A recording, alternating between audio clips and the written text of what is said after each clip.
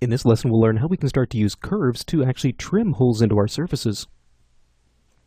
Okay, so at this point now we have the main body for this plane that's been built up. Now, if you recall from our previous lesson, we built this piece of geometry using a surface mesh.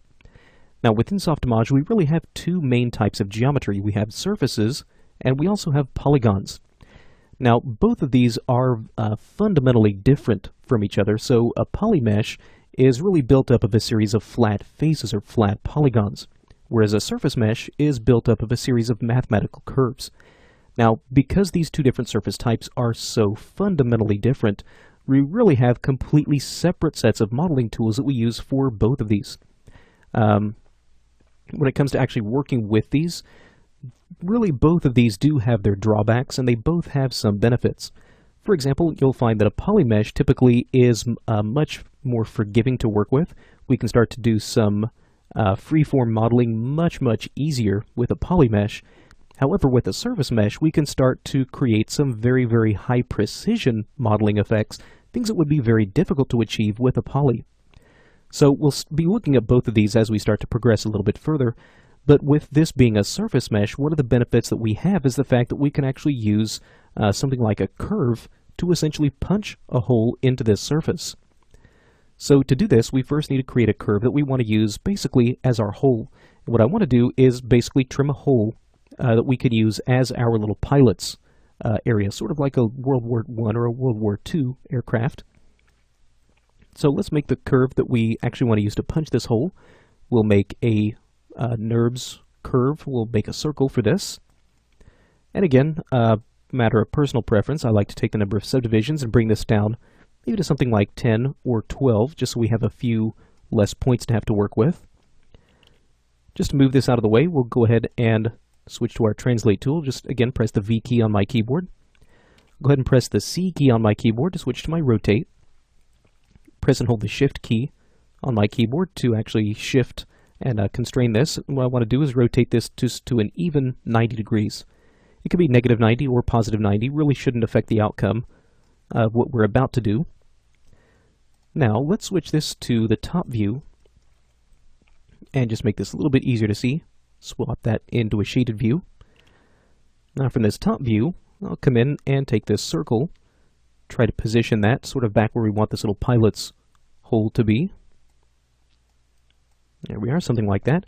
Press the T key on my keyboard and maybe very quickly grab a few of these points here, just tag these and just try to shape these to where it's maybe not just a perfect oval shape. Just taking these and sort of scaling these apart from each other. There we are. So just a very quick shape that we have here. Now once we have this set up, the next step is to basically now project that curve onto this surface for trimming. So to do that, very simple, just first select the actual surface itself. Now because we want to make a modification to this surface, the command that we're looking for is going to be found under the Modify menu. So let's modify this surface mesh by actually trimming a projection.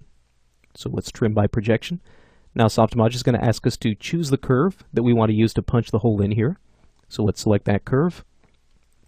And if we look, sometimes you may run into this situation where it really doesn't look like anything has happened. So sometimes that may be a matter of maybe moving this curve around a little bit until the hole appears. Sometimes, though, we can also fix this by just increasing our projection precision. So you can see as we start to dial this up or down. In this case, now that looks like that's starting to work a little bit better. There we are. So in my case, something like 5 seems to work pretty well.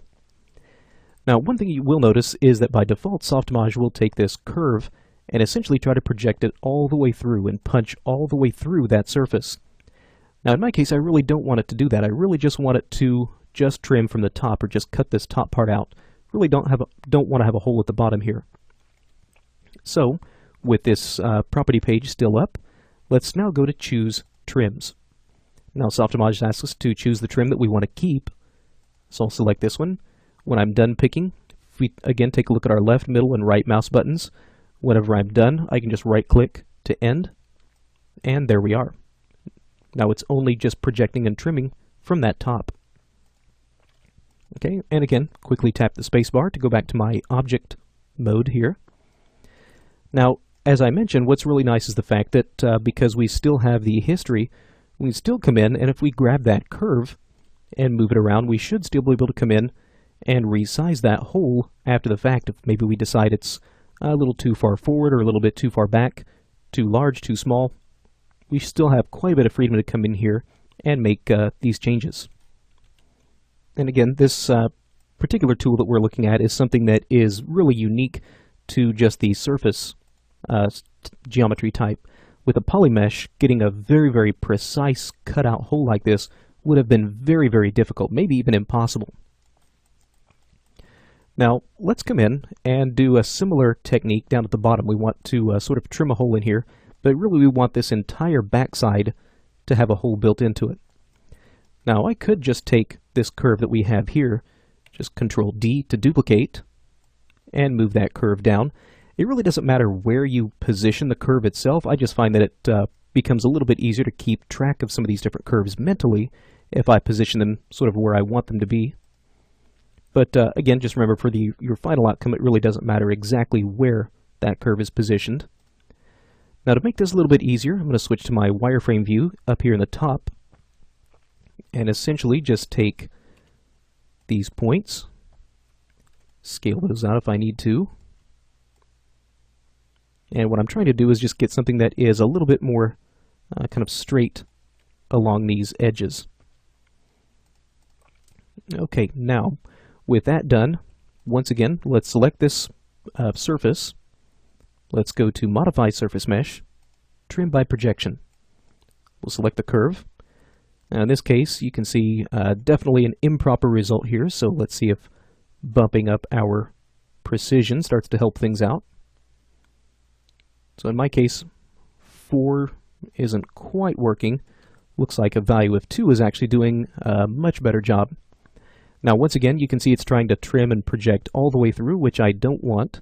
So now, choose trims. Let's just pick this bottom trim, and again when we're done, if you look at my left, middle, and right mouse buttons, just right click to end. And there we are. Now we have a nice hole that's been punched out at the bottom.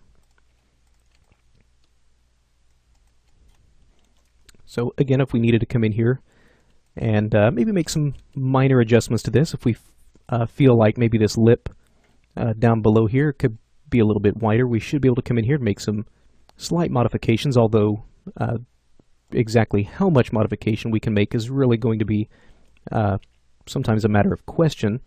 But if we find that things maybe aren't necessarily working properly, it may just be a matter of sometimes repositioning a curve, or again, if we go back to our piece of geometry, go back to our trim shapes. Again, if you recall, all of our different operators are still remembered, so at any point in time, we should be able to go back and adjust things like our trim precision or choosing a trim. All of these things have not been lost yet, because at this point, we have not actually come in and actually froze the operator stack. So all these things should still be intact for us.